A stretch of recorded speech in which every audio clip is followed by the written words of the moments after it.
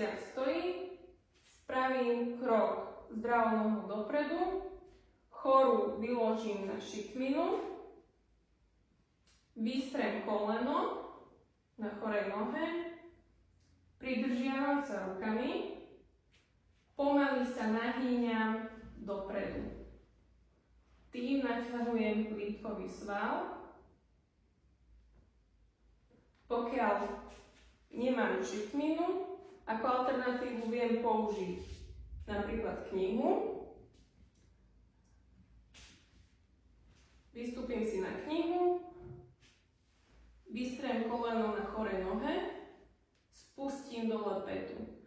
V tomto prípade sa nenakláňam dopredu, ostávam rovno a spúšťam tú petu dole.